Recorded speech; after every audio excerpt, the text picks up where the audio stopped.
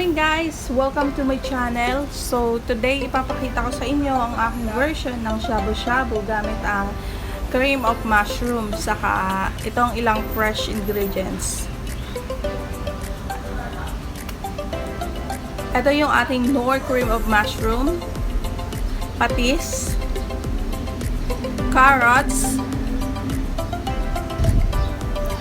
onion leeks, fresh tokwa or tofu, beef in bacon slice, sotanghon, toge, bok choy or pechay sa atin, broth, at syempre hindi mawawala ang crab stick at ang kanyang mga kasama. So, ito yung cream of mushroom na aking gagamitin. Ilagay lang sa maliit na bowl. So, ayan, kaunti lang yung nilagay ko.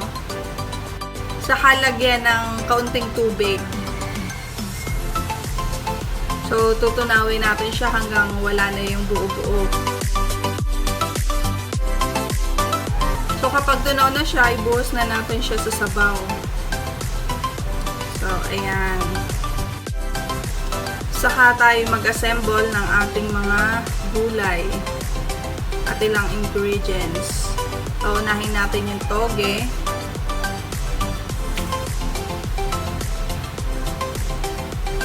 So, alam nyo guys, ang sekreto pala ng masarap na shabu-shabu ay nasa sabaw.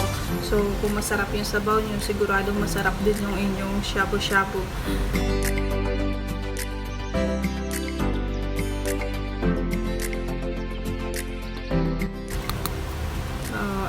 Lagay na natin ang carrots. So, nagkamali pala ako ng dapat pala inuna ko i-assemble yung mga gulay bago ko nilagay sa sabaw. So, sorry guys. Ito naman yung ating crab stick.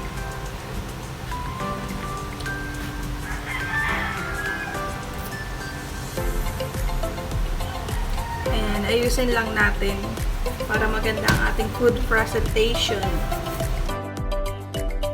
So, ito palang crab stick at yung mga kasama niya, nabili ko siya sa supermarket.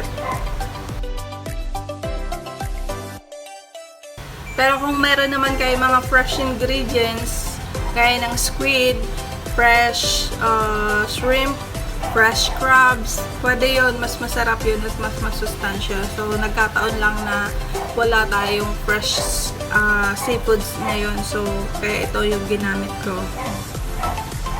Pero titikman natin, malalaman natin kung anong palalabas ang lasa. Basta guys, yung sabaw niya, yung sekreto niya talagang nasa sabaw. Saka nasa sauce, mga dipping sauce.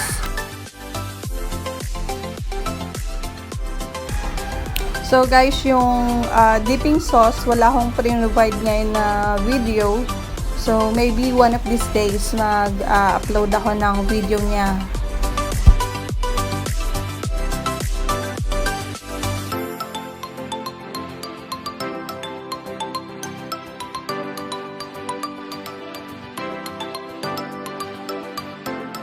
Ito, ilagay na natin ang ating sotanghon. So, sa gitna. Yung sabaw niya ko, konti lang talaga kasi ayoko ng maraming sabaw. Ayoko ng lumulutang sa sabaw. Kasi mas nabubusog ako sa sabaw. So, it's up to you guys kung gusto niyo ng maraming sabaw sa shabu-shabu or kung gusto niyo ng kaunti lang. So, ito yung ating beef in bacon slice. Maninipis lang siya. May nabibili niya sa supermarket.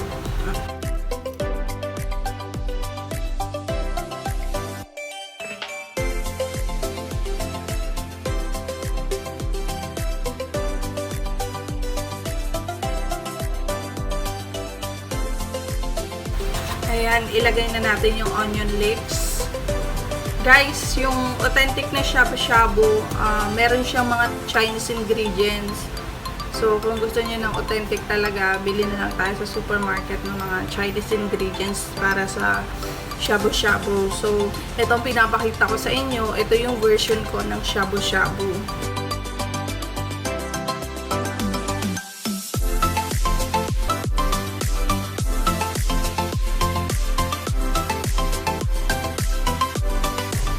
Ayan, yummy na talaga siya tingnan. So, pakuluan na natin siya.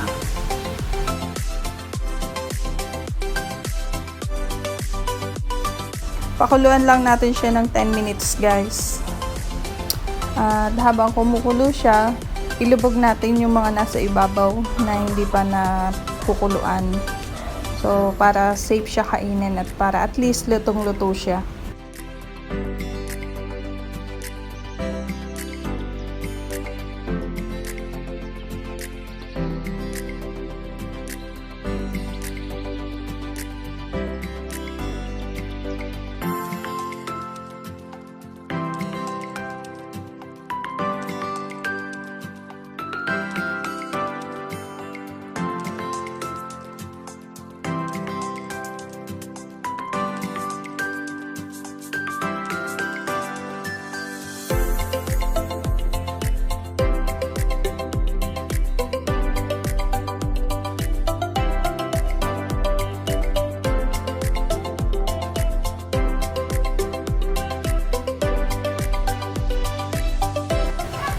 So, ayan, malapit na siyang maluto. Tanggalin na natin siya sa apoy. Ngayon, assemble natin sa bowl para makain natin. Tikman natin ang lasa maya-maya.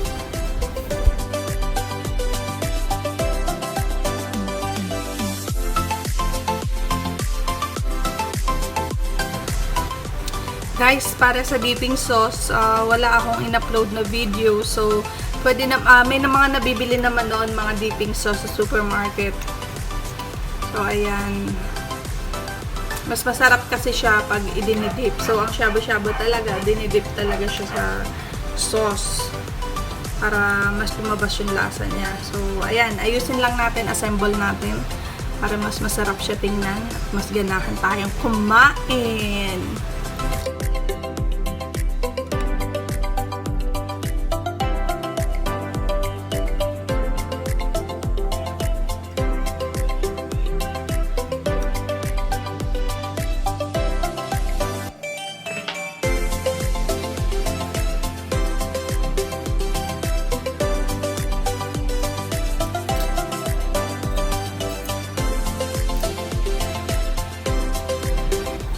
So, ayan, tapos na siya. Lagyan natin siya ng sabaw.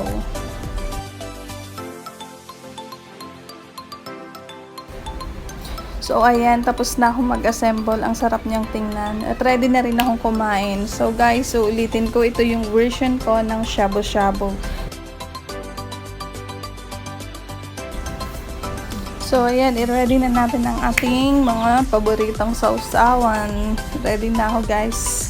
Let's eat. Tikman natin. So, tikman natin siya.